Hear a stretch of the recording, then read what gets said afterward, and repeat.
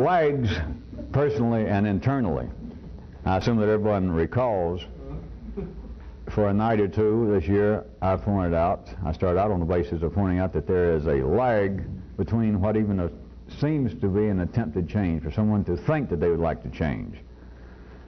And then I took it down to a quite specific physical level. For instance, just using regular city knowledge, just take it as they dish it out, that it takes a full 24 hours to get the complete value of foodstuffs that you ingest.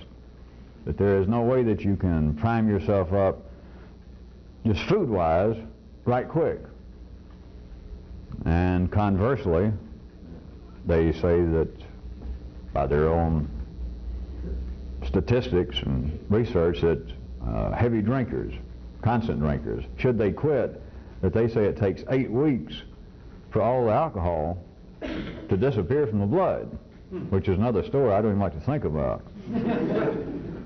But on the, again, if we're starting out to divide up man artificially and arbitrarily into like my red circuits of the body, you have got a time lag. It takes a certain amount of time for whatever has happened, the change in this case of food. Now you got to look at it as a change. You're hungry and you eat something.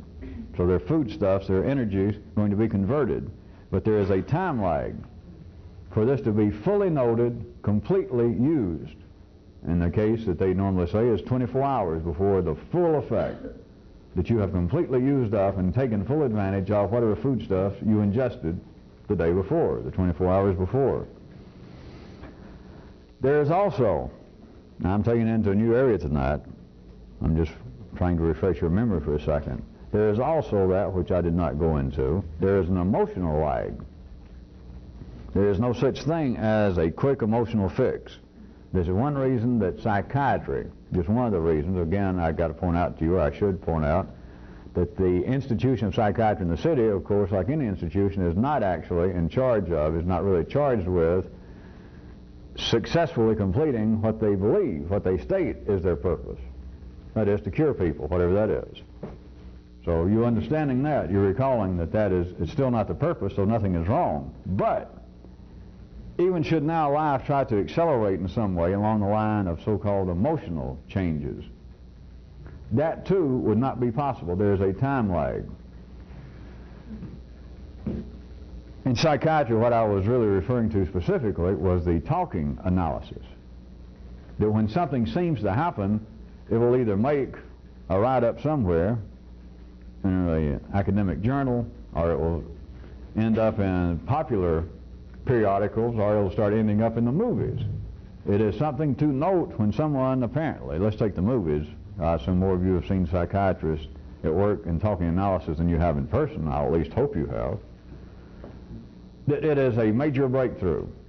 It is considered to be some focal point normally of the movie, that there the person lays and they've been going to analysis, or whatever they say in the movies, 20 years, and they're talking about the same thing over and over, and the psychiatrist is about to doze off, and he's talking about his mother again. And he says, wait, now I remember one thing. You know, when I kept telling you over and over, she turned around to me and says, you know, your father never loved me as much after you were born. You remember how I kept telling you that? And the psychiatrist goes, yeah. And the person says, I just realized when she turned around and said that, she had a bagel in her hand. Now it makes sense. Well, whatever that means. It's now I understand. Right, it seems to be a quick emotional change. The reason I went through all that is it is not of the ordinary. I'm not even saying that's possible in that way. But the appearance of it, the dream that it can happen, the kind of interpretation that people have come up with that this sort of thing does happen. And not just in analysis, under the guise of professional psychiatry, but amongst people. People sitting around talking to each other. The kind of things that friends sometimes historically may have happened to you, that you believe that late one night after talking all night to some bosom buddy of yours, that you suddenly realized something about yourself, or you realized something about what you were doing in college, or that kind of feeling that there was at least a small moment of some kind of emotional epiphany, that, I feel much better having said that. It is so rare that I'm suggesting to you that there is a time lag involved that is not even as immediate as it can seem, but at times that it seems to be immediate. It is a rare it is a rare bird indeed that just hardly ever happens to anybody, even the appearance of it. There have been times in history,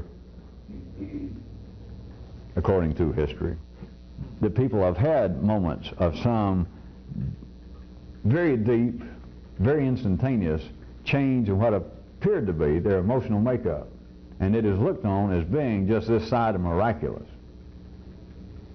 Now let's move even further onward. I assume that all of you do see, physically there's no doubt, even in the city it's known, that there is a time lag. If someone tries to change, if someone says, I'm going to lose weight, and they say that, you didn't lose weight right then. If you say, I am going on a fast for at least 20 days, and let us say that you mean it, you look down and you have not lost an ounce. You understand that? Or if you try and eat, if you're going to try and doctor yourself up on carbohydrates to go out and run tomorrow or to enter some sort of sporting event, you do have to do it tonight to get the full effect of it. You cannot wait until 9 o'clock in the morning or 5 minutes before the race or an hour before the race. You're wasting your time according to the city. There is that gap. Or if you decide, I'm going to quit drinking, I am going to quit, and let us say you sit down your drink, this habit is through. Let's say that's true. I am pointing out that they say that it takes a full 8 weeks for your system to be completely freed of alcohol.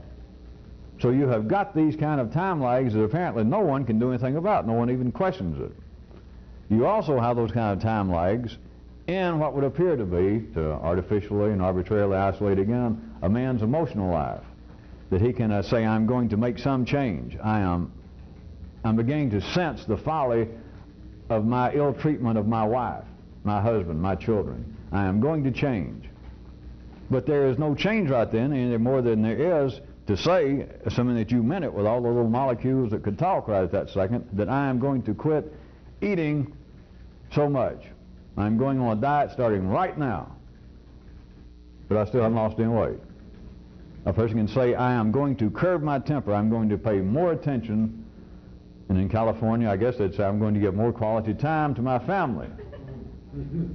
But you look down, are you doing it right now? Well, no, give me a break. Now, you could say, I guess, that, well, it takes certain physical acts which you've got to move through time for you to be able to do something, to make some change emotionally. What I'm pointing out is not just the fact that it's going to take time for you to give your children more of your attention. There's a time lag between you saying, I'm going to emotionally change. I'm going to change something in my emotional behavior. Even if you apparently accomplish it, you cannot do it right then. It's not possible. It's just not. Now, since we only have one of my areas left, the great old yellow circuit, are you ready? Based upon what I just have laid out as the groundwork, could you now note that vis-a-vis all I have described now, that in the yellow circuits, change could be instantly noted and immediately useful? It is the one area.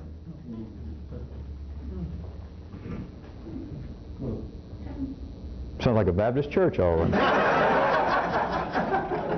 If it's not picking up on the video instead of amens, it was spotted all over us when I was hesitating. So many goods.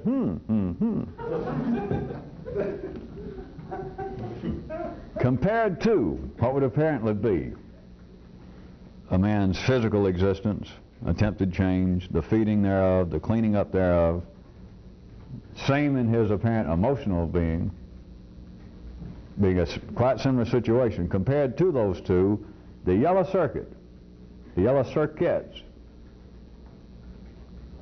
could instantly note change. They could immediately make use of it. Now this happens. Now, we're not anywhere weird yet. I hadn't even taken you that far. It's just not noted in this way. It is not packaged up as information in the city in this manner. You are late for a job interview. You're late to go cash in your lottery ticket for $5 million and you've got to be there by 5 o'clock. You're late for a date. You got a map, you got an address, and you pull over to somebody at the street corner, the traffic light, the bus stop, and you say, "Can you tell me where this address is?" And the guy says, "Sure." You say, "You go on 2 blocks, hang a right, and it'll be the first room you left." You go, "Thanks." You immediately note it, and you can instantaneously use it. And I could stand here and make up examples forever, but surely you can see that it happens. That you can ask somebody a piece of information, or you might be reading a book and immediately see something. It's always going to be on a fairly low level compared to what I'm going to try and point towards shortly. But it is a fact.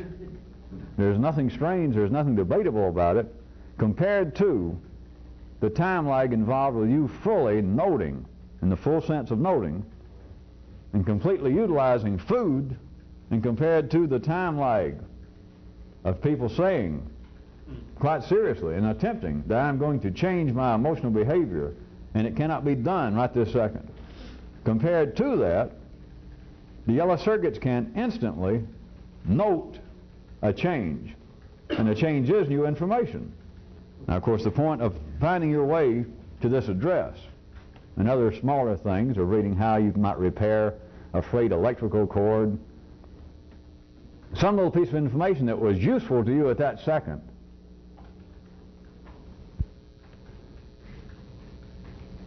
beyond those limits, no one takes any note of it. No one makes use of it except someone involved with this. And of course, some of them, once they realize it, they still don't like it. You don't know why? Because it's possible to do something right now. Now, I'll think about it.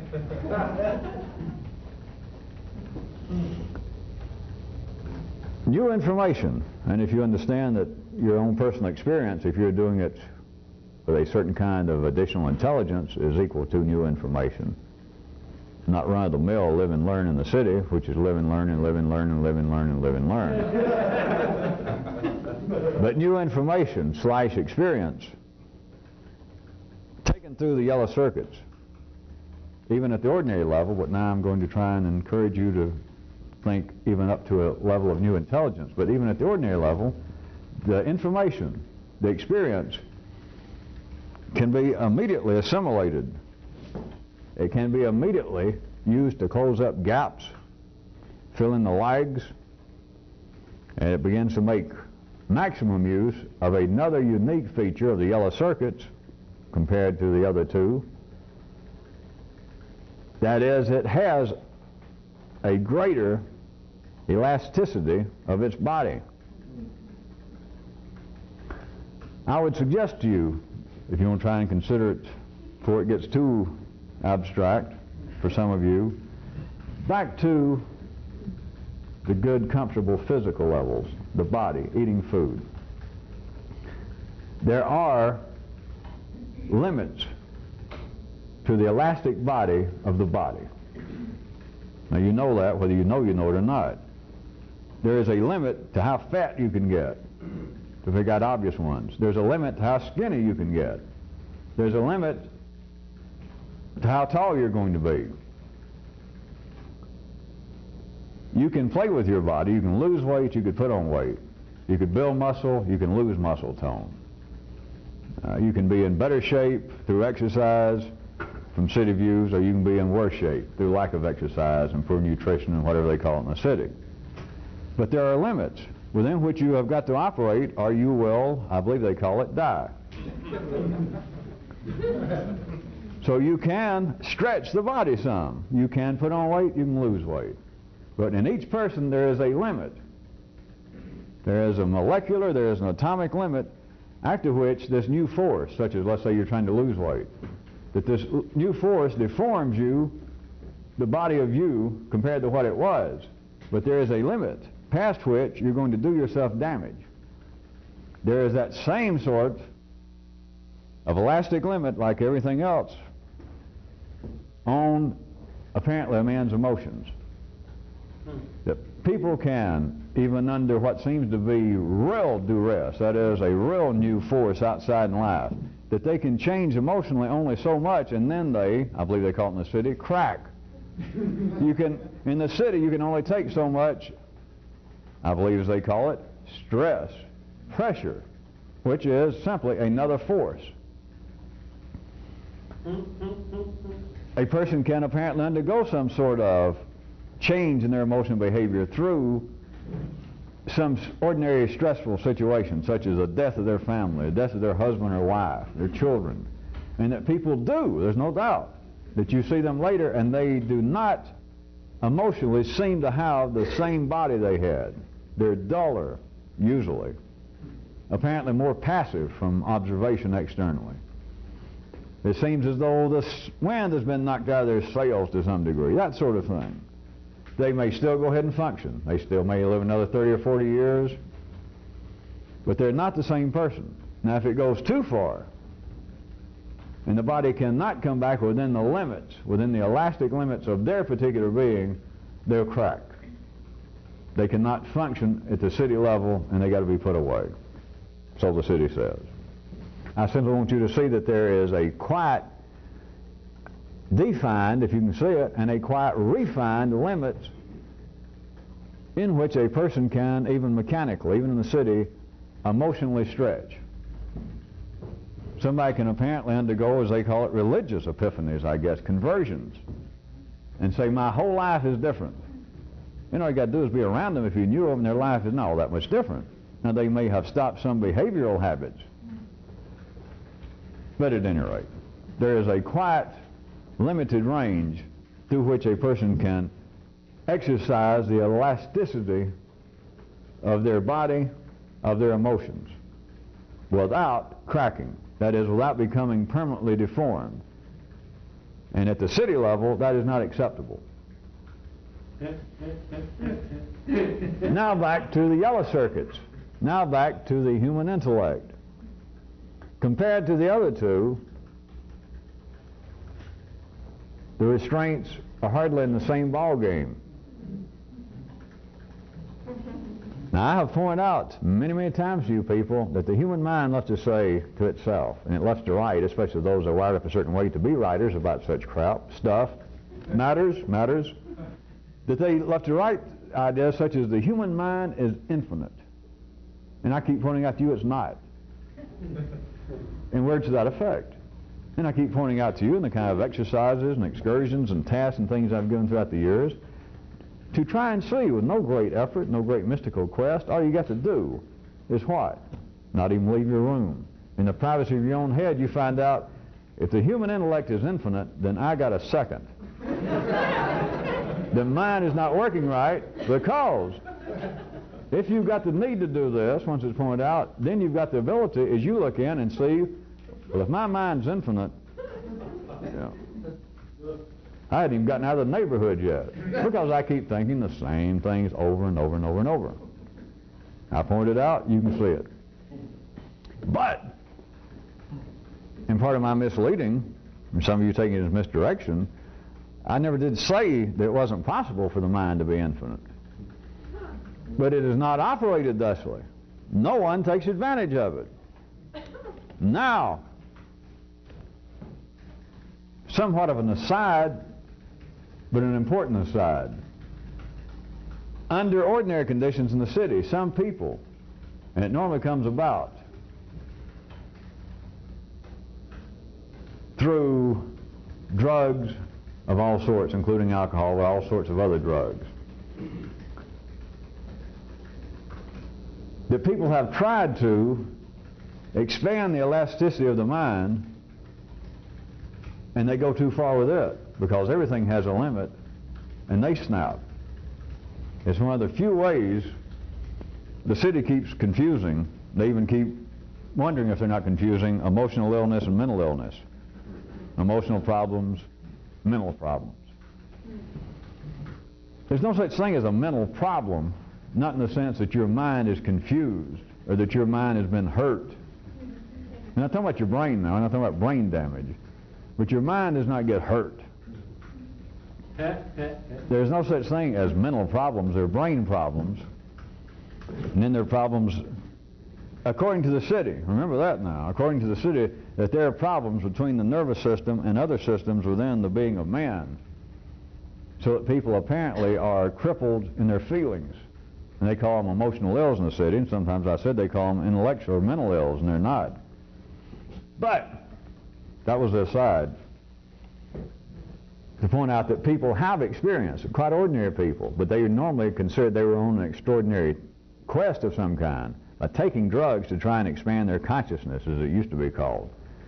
And a lot of them got it expanded. They got expanded, and it wouldn't snap back. And they, too, oftentimes are now in homes, if not Northern California in the woods. And parts of Southern Oregon. But under ordinary conditions, people in the city can't do that. That's the popularity of those kinds of so-called mind-altering and affecting drugs, including alcohol, which is a cheap ticket. But it has the same kind of appeal. Ordinary people cannot expand their minds in some way, in a dangerous manner. Only a would-be revolutionist, only a real trooper has that potential, that he could or she could perhaps stretch out the elasticity of the mind to the point that it won't snap back. But instead of that being a danger, that's what you're after. You just don't know it.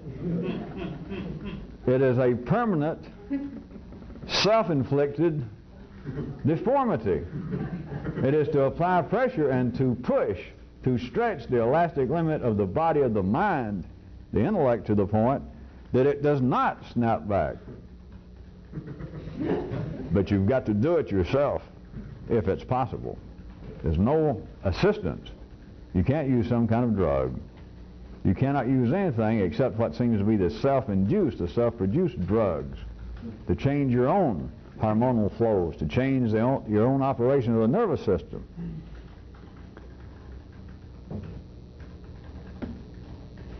Throughout history, we've had, in religious guise and even sometimes otherwise, you've had these continual retelling stories of some great mystical, extraordinary states.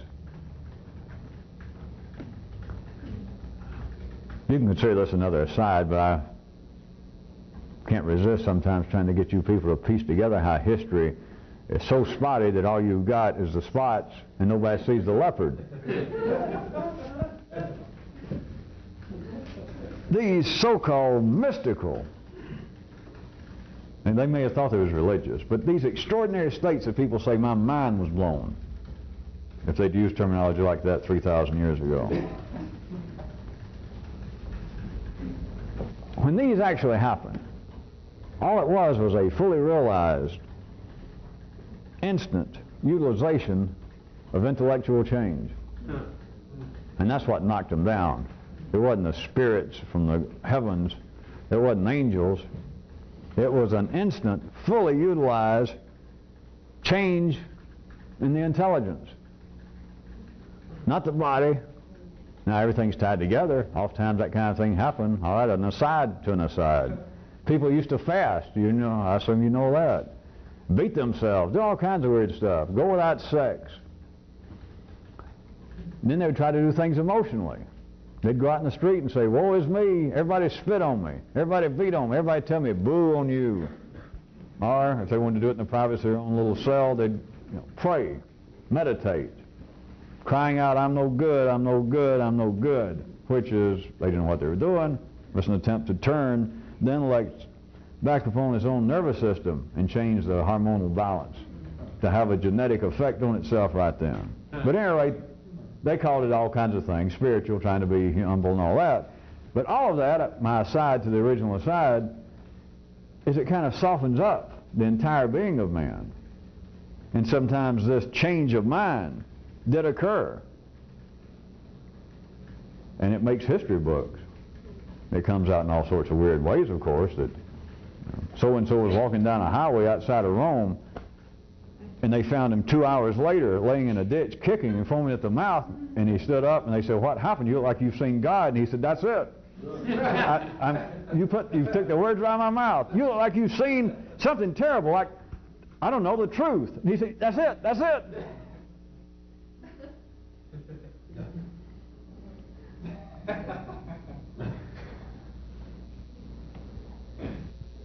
If you could see in a kind of four-dimensional manner, at the very least, I shouldn't keep saying that. I've tried to encourage you by talking about four-dimensional. It's actually five-dimensional.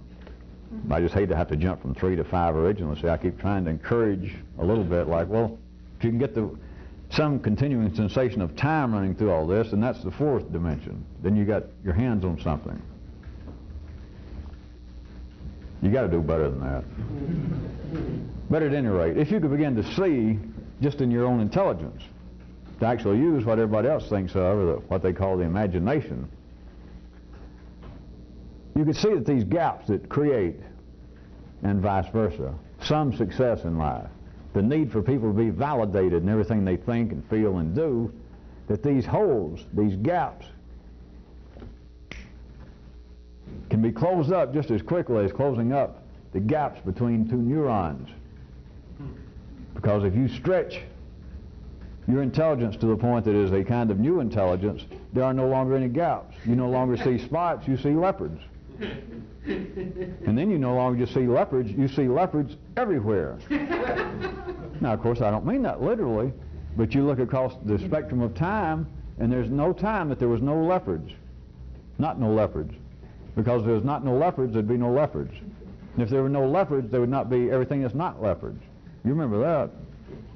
So then you'd have at least 4D consciousness, but there'd be no gap.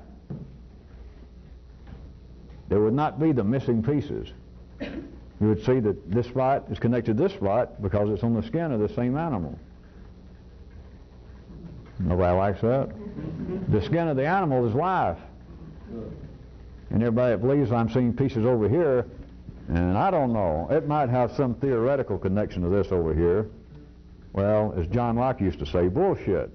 It was him or Hobbes, I can't remember. It doesn't possibly have some connection to this over here.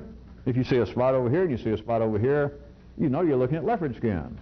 If you see something over here, a person, a thing, an idea, imagination, something that's not real, and then you see something over here that is real, you know what you're looking at, right? Life. Yeah, but that don't exist. Oh.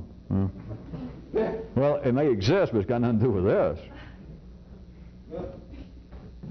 Well, all right. In that case, I guess I'll just close up and buy a tent and open up a... What would it be? I don't want to frighten you. I just think, what could you do with a revival tent that's never been done? I was thinking about put a bar in it. But I've known some guys that had bars in the back of their tent, so...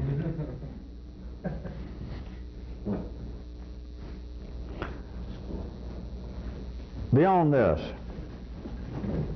of what was the real heart of my sketching tonight, of realizing that there is the possibility, even at the most basic level, that people do exercise, but therein find no great significance. That is the instant use of new information, the instantaneous ability to note the new information, that there is not the kind of lag involved that there is in more physical changes or attempted emotional changes. Now, to be able to use that is somewhere this side of highly unusual, all right? But now let me point out, if you get good at doing that, that you can do that in what would appear to be the yellow circuits, you can then begin to create what many of you think you need, and that is a kind of truly miraculous occurrences with your emotions. But you got to be able to do this, and then go back. Anybody need hints? Faith healing. All this stuff that they believe happens out there. The power of mind over the body. Meditation, self-hypnosis, subliminal tapes, all this stuff that doesn't work. Unless you paid good money for it, and then I hope it worked for you. At any rate, the best you can hope for is what? some success. I believe I had some success. If you can get your hands on stretching yourself, the elastic limit of the intellect, you can then turn around and in a sense create your own personal, small miracles down in the blue circuits, which is truly extraordinary. It is truly mystical, except when you can do it yourself. It's not extraordinary and it's not mystical. It's real convenient. Well, assuming that you don't like to suffer, that you don't like to have the blues, that you don't like to have anything that in your case might be traceable in the city to being a psychosomatic illness. I'm not saying there is such thing. I'm just saying that's what they call it in the city. To be a hypercontractor.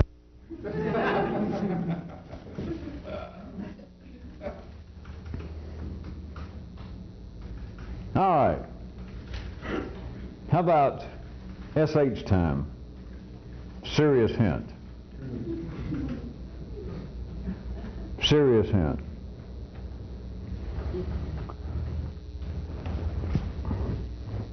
It may well be that you cannot fuel and produce this new intelligence unless you are well.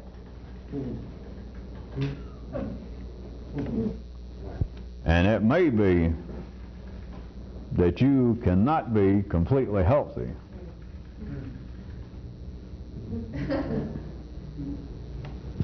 without a new intelligence.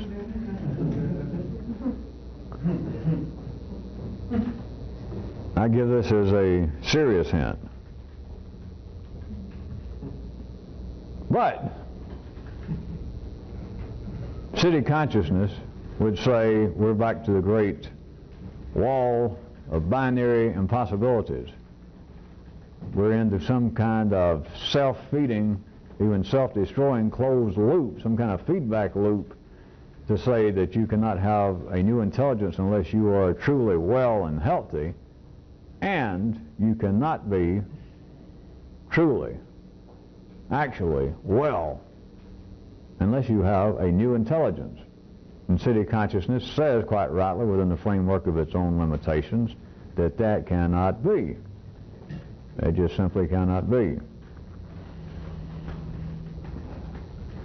May I again remind you of this great hoary example that I guess I'm going to squeeze dry shortly, but it's a great one, of the notes from the field of the social sciences. Well, it was into even neurobiology.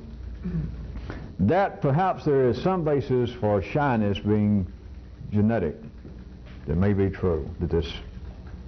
But the parents are still, we've got to be somewhat responsible once they even understand this, that my child is genetically predisposed to be shy.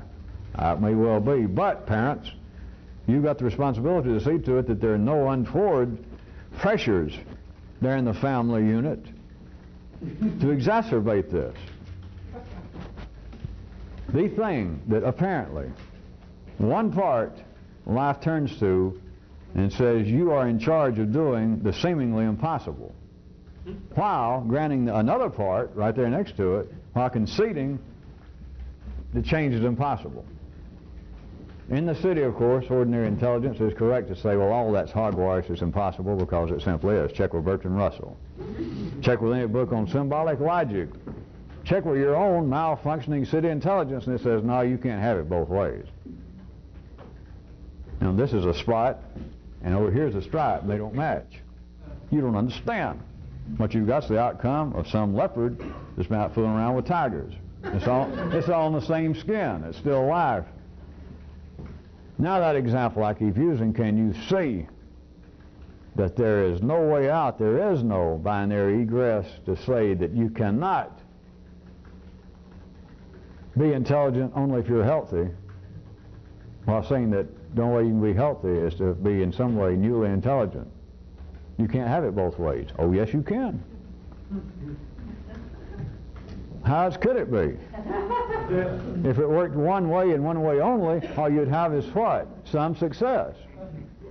You would spend the rest of your life, if I said, in some way I really had an impact on you, and I said, all right, I'm going to tell you, I got to leave here, I'm going somewhere, I'm gone. But I'm going to tell you one thing before I go that I never told you, and that is, whatever this is about, and I've just been calling it, the revolution, or a new intelligence, that you have got to be truly healthy, or you'll never be able to fuel it. You won't be able to produce it. It will never happen.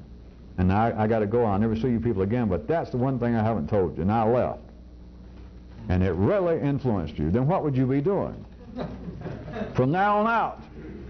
I'm not saying that you ignore everything that you thought you'd gotten from me. But from now on out, if I said, now that's it, and I'm gone, you'll never see me again, never, you'll never even find me, and that's it. That's what so one part I left out, or I didn't make clear enough, and I'm going to make it now, and I'm going to leave with a clear conscience.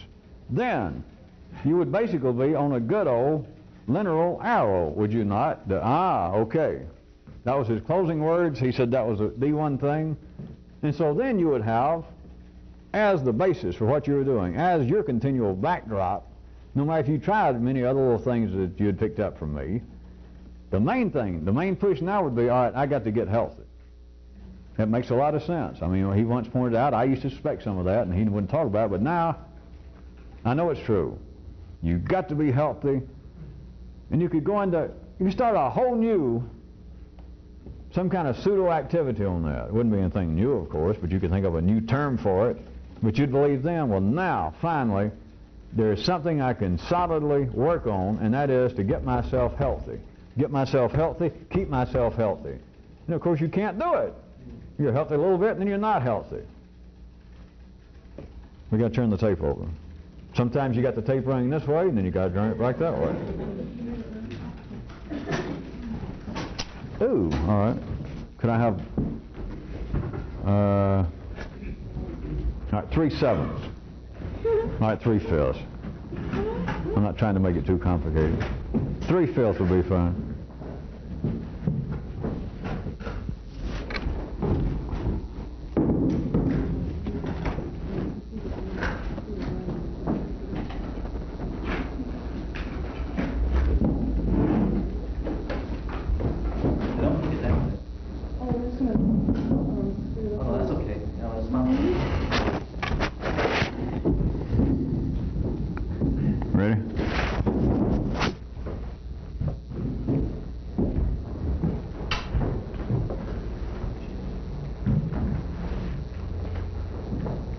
Back rolling?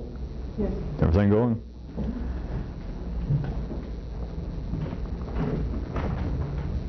Do you hear that you could then believe that you were onto something?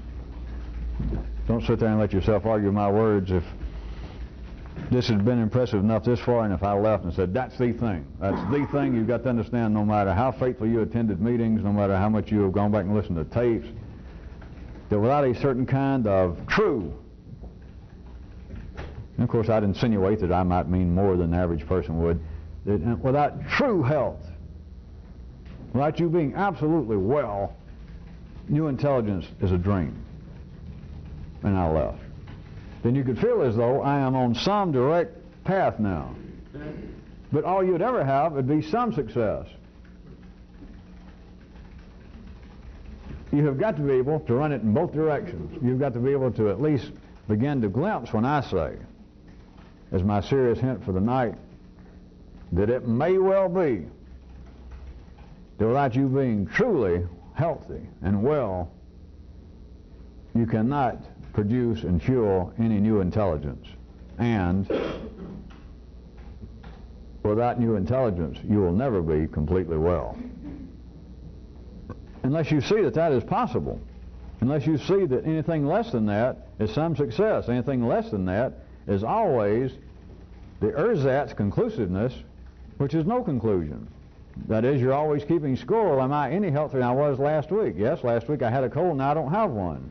And of course, week after that, you're going to have a cold again. Yeah, but I'll get over that. Hey, it's progress. And if that doesn't work, if I don't feel good enough now that he's gone out of the way, I'll start getting drunk every few nights, and then I'll get over it, and I'll feel better and think, well, I recovered, and then I'll do it again.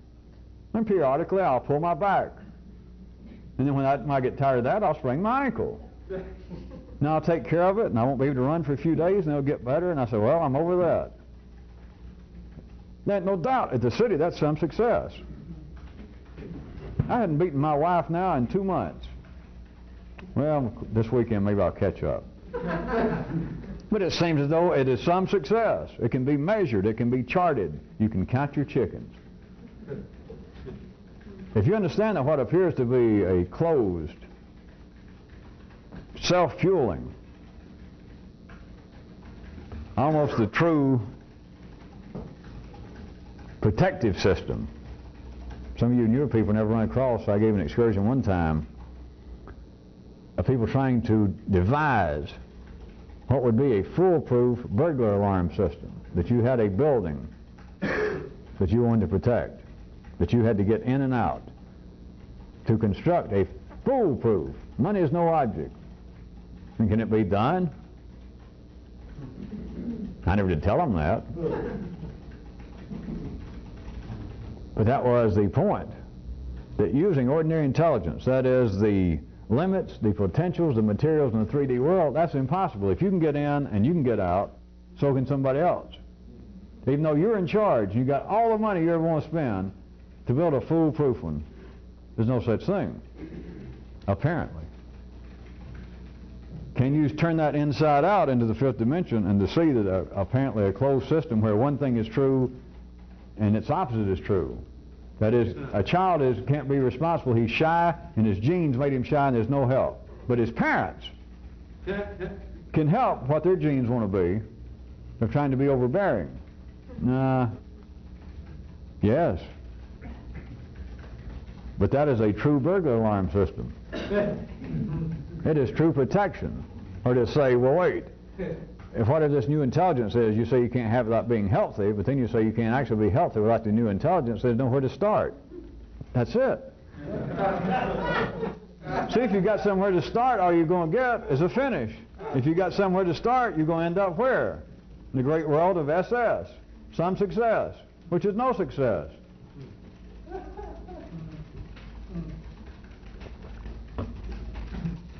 I know this gets to some of you extremely weird in a way that I'm perhaps not even that weird ordinarily. And all of you should note that I don't really talk about health or try to tell you what to do about your health other than to ignore it and not consider it a hobby.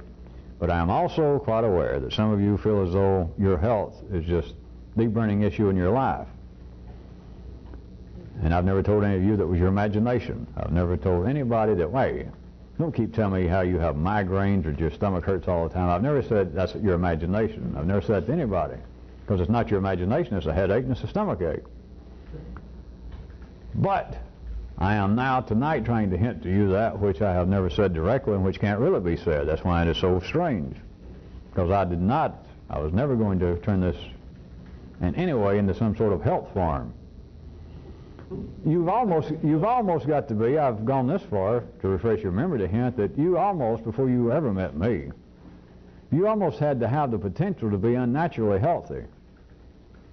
That doesn't mean necessarily strong, that doesn't mean necessarily real tall, it doesn't mean that you got away within the charts of the Insurance Institute for your height, it doesn't mean any of that. But it's a kind of healthiness that understands when I say that health is not a fit hobby. It's not. You can't play with it. There's nothing to be done about it. And then ordinary consciousness then can say, well, we're back to the same old thing. You're saying that if you're genetically born with a predisposition for GI problems or headaches, that nothing can be done. That's right. Nothing can be done. But then you're saying that something's got to be done. That's right. Something's got to be done. What else do you want?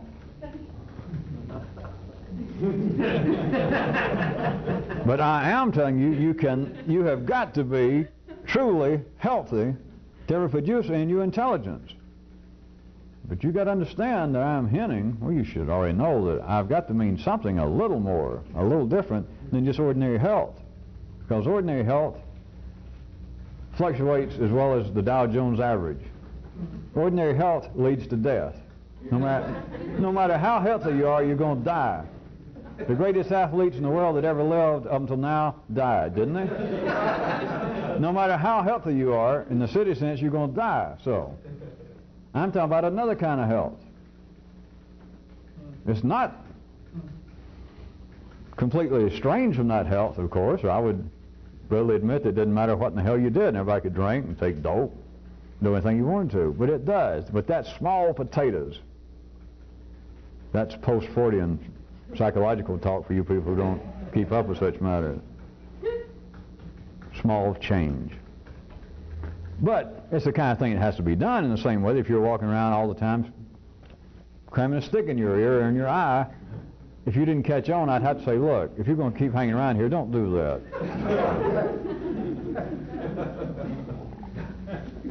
Right, in the same way that seems silly, then people have got to realize that you can't put alcohol and all kinds of drugs continually in your body.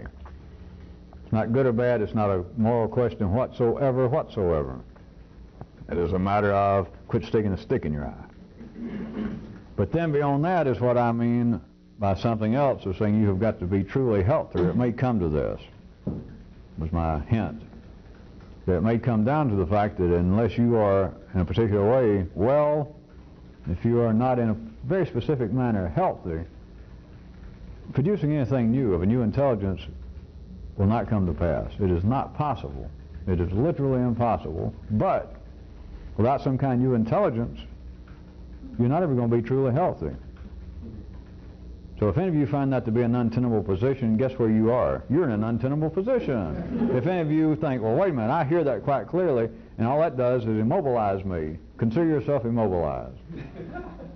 I told you, you got to be good enough to realize if there is such a thing as a perfect burglar alarm, if there is a perfect system, the entry and the egress, they've got to be somewhere else that people can't see.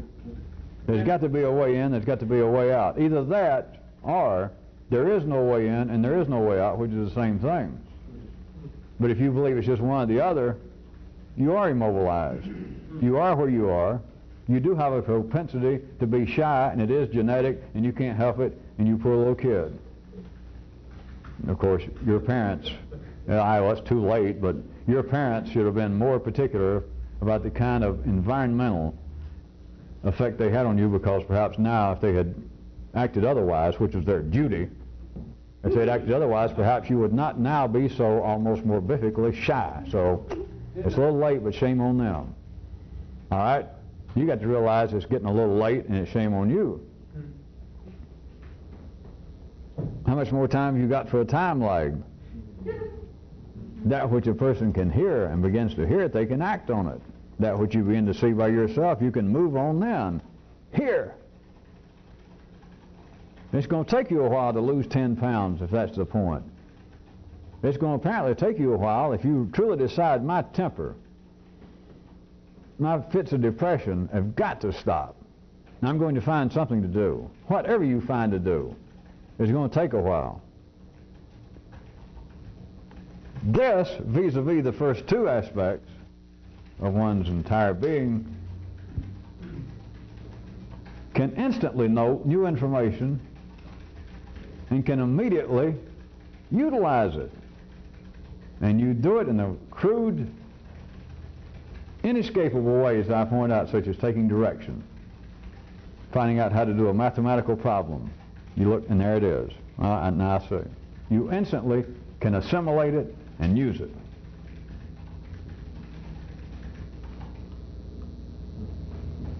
If you can do it in ways that are of no particular consequence, if you can do it in those ways that everybody else does it in the city, and you belong in this, then what else could you do with it?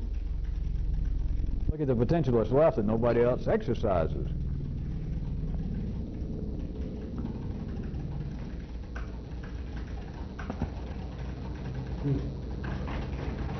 I'll apparently change the subject and see if it apparently changes your mind. Since I brought it up last time we met about revenge. Another example I've spoken on, I know, several times, but it's a great example in a specific way that I have not pulled into the sketch before.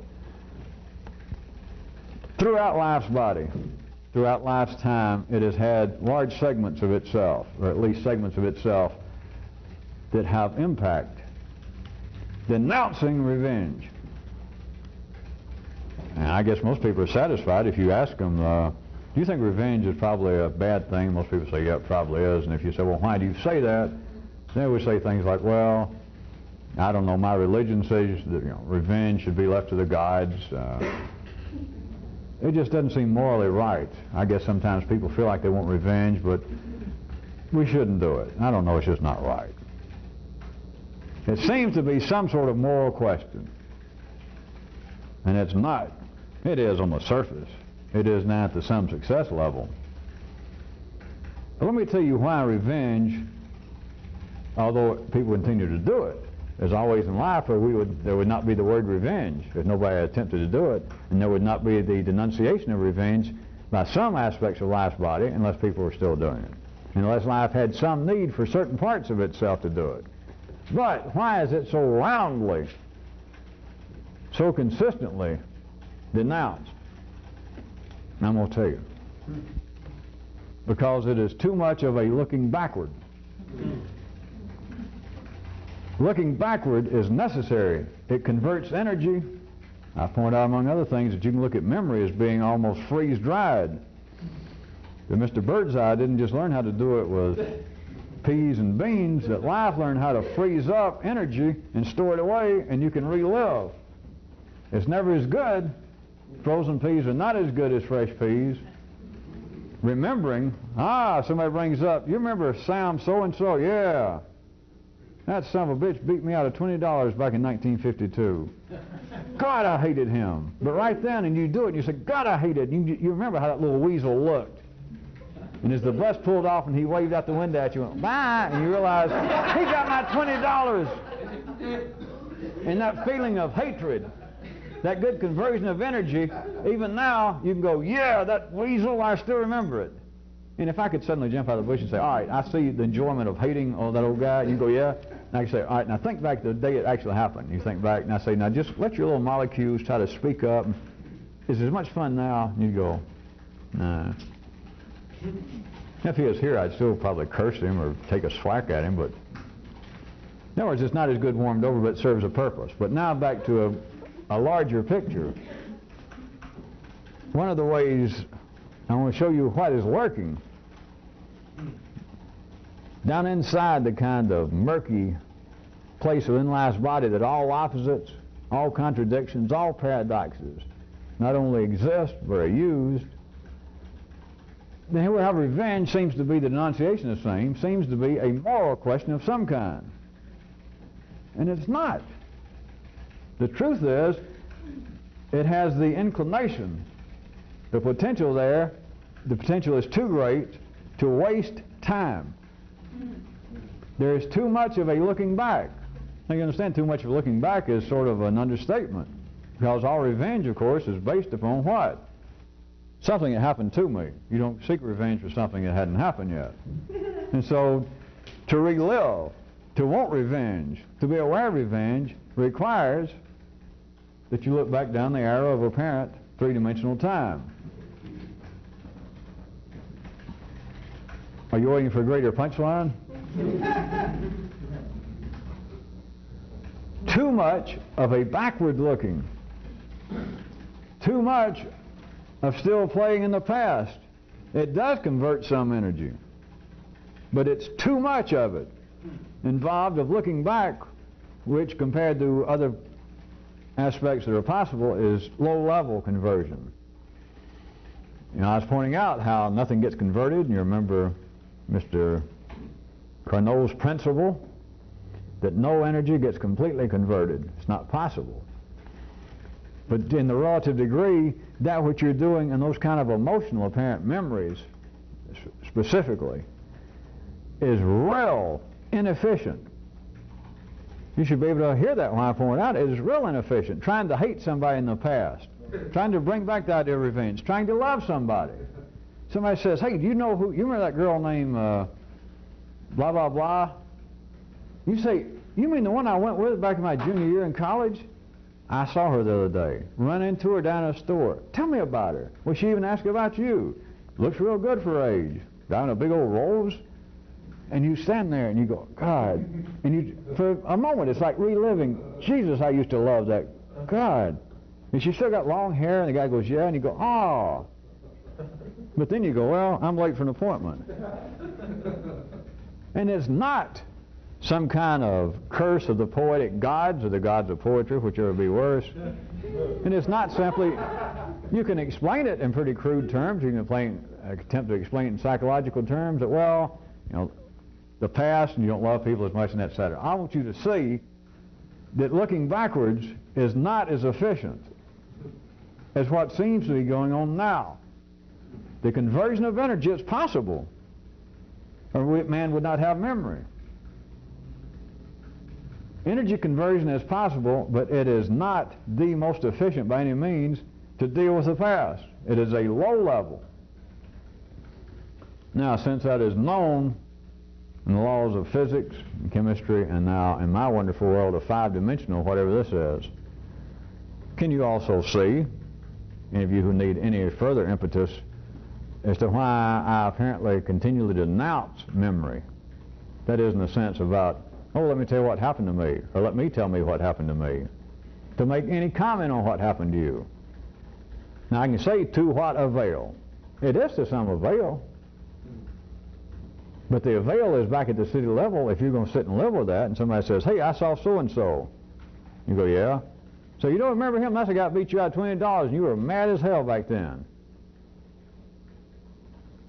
Don't even play.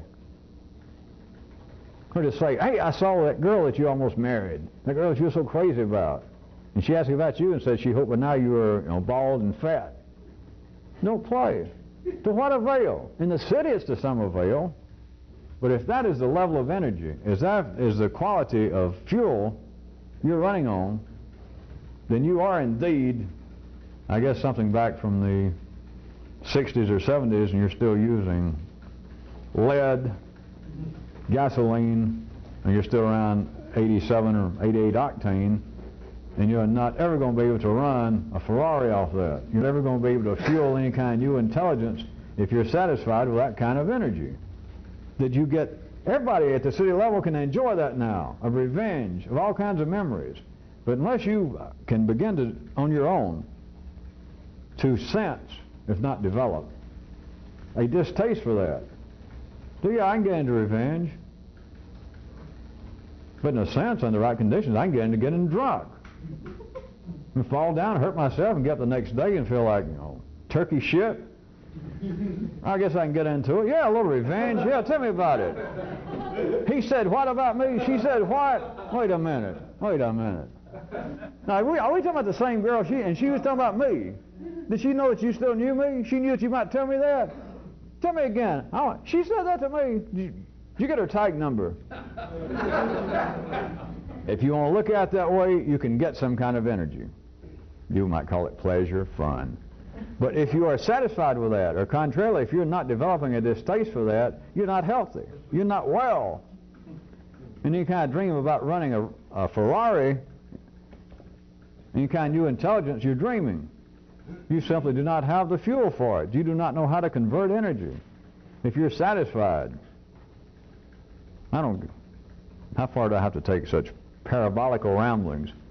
If you're satisfied in reading the National Enquirer, how will you ever sit down and understand any of the great, great works of Bishop Berkeley? If you're going to read Mad Comic Book the rest of your life, how do you ever expect to sit down and become friends with Russell and Whitehead? These are all parabolical. Don't anybody go rush out and worry about what Berkeley and Whitehead and those guys said.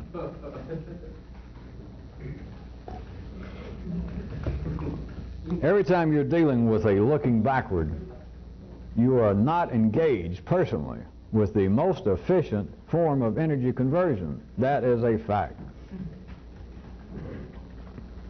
If any of you, nobody's ever accused me of this, so I'm doing it for you. If any of you have ever thought that I have come this close to saying that you shouldn't have a memory, I have come about that close. Because as always, that's not it. It's not you got a blank mind, but it's you got a room. Maybe you got a room at home and you got junk. You don't know what to do with it. You don't ever use it, but you can't throw it away. Maybe somebody willed it to you and you got to keep it. And it's back there. So let's say that the law said if you're going to take over the general gifts that were bequeathed to you, that you had to take this other stuff you didn't want and you had to keep it forever. But the law didn't say. Whoever left you this didn't say in the will that you had to go in there and play with it, or you had to go in and look at it. You had to go in and sit and look at it and think, God, what a mess. Collecting dust. I like it. I don't like it. It didn't say that. It said you had to keep it. All right? You got a memory, and sometimes you do have to use it. If nothing else, just to make social conversation. Somebody says, hey, I saw so-and-so the other day. The person that beat you out of money, perhaps. And let's say that for whatever reason you got to carry on this conversation, or you feel inclined to. Say, oh, really? Well, how nice. And you know damn well right behind the door, that's the guy that beat you out of the money, and you know that all you got to do is peek in there, and you'll be thinking, that's lousy son of a bitch, and all that. Just because you still got memory doesn't mean you have to go use it. It doesn't have to mean you open the door and have to look at it. And so that's what I was speaking for some of you, that somebody could accuse me and say that some of what you said, much of it sounded like you almost should have no memory. You're fucking right. You got it, you can't get rid of it, but that you almost don't use it. A looking backward is always the most inefficient form of energy conversion. What's there to look back to? Now, God knows when I'm wrong, I'll admit it. If some of you find some use for it, go do it. Don't bother to write me about it. Just go do it, and good riddance to me. It's a good thing that your eyes finally opened up and you realize, no, there's much to be learned from the past. Godspeed.